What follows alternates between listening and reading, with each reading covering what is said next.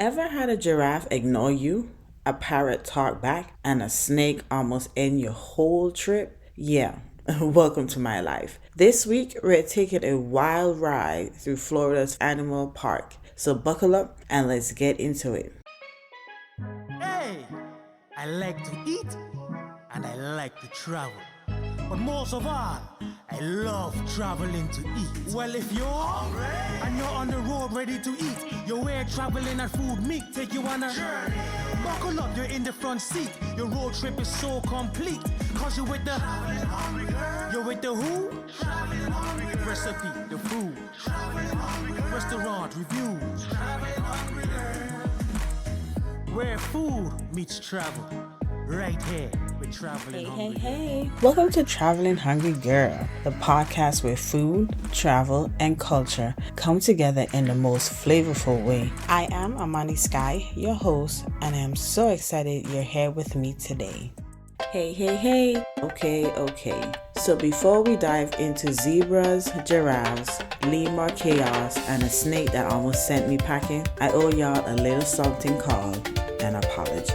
Y'all, I disappeared like a sock in the dryer. 1 minute I was here, the next minute, poof. Life was life between parenting, praying for patience, and trying not to lose my mind or my edges. I had to hit pause on the pod. But you know what? I'm back like I never left. Armed with safari tales, giraffe side eyes, lemur drama, and enough Florida sunshine to sprinkle straight into your earbuds. And guess what? We're getting back on track with new episodes dropping every Wednesday at 5:30 p.m. Eastern Standard Time. So set your alarms, mark your calendars, and tell your cousins and them because your favorite girl is back and bringing the flavor every week like clockwork. So grab your juice, your jerk chicken, or even your coconut water because today we're going wild in Florida. But before we jump into the lemur drama and giraffe shade and the snake survival, I want to ground us with a quick affirmation because sometimes the wildest moments make the best memories. Take a deep breath and repeat after me. I welcome the wild moments, the unexpected turns, and the joy that comes with saying yes to new adventures. Alright, over the past weekend, me and my family visited Wild Florida, and it's actually more than just gators and airboats. So listen. When most people hear Wild Florida, they automatically think airboats and gators, right? And yes, the airboats are there. And yes, they're loud, fun, and give you that wind in your face swampy thrill. But let me tell you something. Wild Florida is so much more than gators gliding and swamp splashing. What really took me by surprise was the wildlife park and that drive-thru safari. We're talking bisons bigger than your uncle's truck, emus and ostriches with more attitude than a teenager on a summer break, striped zipped zebras looking like models in the savannah, shy white-tailed deers, playful antelopes, camels posted up like they're on break from the Sahara, and yes, even sheeps, alpacas, and lemurs just chilling like island cousins at a family picnic. But before things took a wild left turn, yes, I'm talking slithering surprises and a near mommy meltdown, we started the day nice and easy. First up was the drive-thru safari. Once we made it to the safari ride, it was worth it. Picture this, you driving slow like Sunday morning, windows down, and all of a sudden, you're in a real-life wildlife documentary. Bison strutting like they own the place, zebras doing slow motion runway walks like they're auditioning for a Savage Fenty show. Ostriches and emus giving pure attitude like side-eyeing and all. Camels minding their business like they're on a desert break. Antelopes and deers gliding through the grass like poetry. White-tailed deers blinking like, what y'all doing here? And sheeps looking soft and unbothered. And the llamas? Please. They were serving face like influencers on vacation. We even hit a little traffic, and not the usual kind. Some of the animals decided to take their sweet time crossing the road like they had somewhere better to be. Now, Before we get into the cuteness overload of feeding giraffes, let me tell y'all about a moment my Caribbean instinct almost made me abandon the whole park. Yep, and it all started with a little snake and a whole lot of no. Let me tell you about this snake that tried to steal my joy, but God said nah.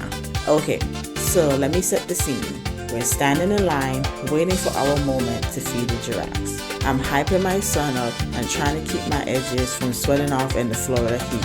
Out of nowhere, I feel an air shift. You know when the vibes go off and your spirit says something's not right?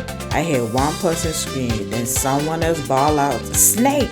And baby, I froze like dial-up internet at 2 a.m. in the 90s, just stuck, buffering, and spiritually unavailable. That's when I looked down and boom, a snake slithers by like he got a fast pass about 10 feet away from me. When I say I almost ran straight back to the car with my child under my arm like a carry-on, my legs turned like Aki jelly and I whispered, "Lord, this cannot be how I'm going out, not in front of a giraffe." My blood didn't just crawl, it moonwalked, did the dirty wine and collapsed. I didn't know what kind of garden snake that snake thought he was, but child, he was too close, too bold, and moving way too casual for my spirit. Y'all, my baby boy was in my arms giggling like he was at a comedy show, just laughing, full of joy, thinking we are on some cute little animal adventure. Meanwhile, his mama was about 2 seconds away from levitating. He had no clue that we were standing way too close to the one thing I fear more than bills, a snake. I was trying to keep it cute, but inside, I was unraveling. I was like, Lord, this boy don't even know he in the arms of a woman who is currently in fight, flight, or faint mode. He's living his best toddler life, and I'm over here whispering deliverance prayers under my breath. Like, God, not today. Please don't let this snake test my salvation. So while my son is giggling, I'm clutching him like a body pillow and plotting my escape route just in case that snake decides to make a U-turn. But I stuck it out, y'all, because right at the end of that line, there was something beautiful about to happen. Visiting the giraffe that stole my son's heart. Y'all, that giraffe, as tall as a palm tree and just as shady if you were slow with the snacks. My son held the lettuce and the giraffe came down with that big old head, took it real gentle and smiled. His little face lit up like it was Christmas and Carnival rolled into one. Pure joy. But, and this is important, if you don't feed the giraffe fast enough, they will hit you with a whole attitude. Now let me tell y'all something about giraffes at Wild Florida. If you ain't feeding fast enough, they will walk away like you got bad energy. No eye contact, no warning, just tall, petty, and dramatic. Feeding the giraffe at Wild Florida is not for the slow-handed. You better come correct or get curved, literally. Now just when I thought the drive-thru safari was the main event, Wild Florida said, wait, there's more. And baby, there was more. From cold treats to colorful birds and a surprise encounter with a very chatty parrot. Let me walk you through the rest of the magic. After the drive-thru safari, we kept the adventure going. From two-toed sloths chilling like they on island time to lemurs, porcupines, emus, and fluffy alpacas that look like they just left a hair salon. The whole park was a vibe. And listen, once you roll through that safari trail, there's a cute little gift shop at the exit, perfect for grabbing souvenirs and a cold drink before heading into the main park. And yes, there's a main gift shop at the front entrance too, just in case you forgot to grab your t-shirt, mug, or plushie zebra. Now let's talk about my favorite part outside the animals, the AC and the snacks. There's a spot where you can grab some food and ice cream. And the best part, you can sit down and enjoy your meal in a cute little ballroom-style dining area with air conditioning. Because baby, Florida sun don't play, and neither do I when I'm hungry and hot. Now as we were walking through the park, we came up on a snake exhibit, and whew, my spirit said no. But my cousin said, just keep your head straight and walk fast, you'll miss out on the other animals if you don't. I'm so glad I listened, y'all, because not 5 minutes later, I laid eyes on the most gorgeous toucan bird I've ever seen. Bright colors, majestic beak, he looked like he flew straight out of the children's storybook. Then we strolled by some parrots, and one of them keeps saying peekaboo over and over, like he was trying to start a conversation. My son was giggling, and I was smiling, and my heart was full. No roller coasters, no long lines, just laughter, animals, and Caribbean calm with a Florida twist. Now let me tell y'all this funny moment that had all of us cracking up. So me and my cousin and my son was standing by the lemur exhibit, right? And my cousin, being her fun self, started going, excuse me, trying to get the lemur's attention like she was calling a waiter. Well, child, there was a couple standing next to us at the next enclosure, and the guy turns around all polite like yes, thinking she was talking to him. We all bust out laughing. My cousin was like, sorry, I was talking to the lemur. We were just getting over that laugh when suddenly the lemur started making this loud noise. Sounded like they were fighting over the last mango or something. I don't know what was going on in that enclosure, but all of us jumped like popcorn in a hot pot. My heart skipped a beat, and my son sat up in his stroller ready to jump out, looking at me like, what's happening? And after they finally calmed down, would you believe another group of lemurs started up again from the other side? I look at my cousin and I said, see, that's your fault. Now they're gonna warn the rest of their family about you. It was giving real lemur neighborhood watch energy. After surviving lemur drama, peekaboo parrots, and that snake situation, I needed a nap and a cold drink. But before I wrap up this wild adventure, let me tell you exactly why Wild Florida should be on your must-do list. Wild Florida is that low-key gem people sleep on when they're in Orlando, but trust me, you don't want to skip it. Whether you're rolling solo, bringing the whole family crew, or sneaking off in a vacation, this place gives Florida charm without the long lines, high prices, or theme park chaos. You get real animals, real experiences, and just enough wild to keep you on your toes, but not too much to stress you out unless a snake rolls by. Now let's talk weather. Florida is hot, okay? I was out there sweating like I owned the sun money. The heat had the sweat rolling down my arms, my back, even places I ain't even know could sweat. So here's some quick tips.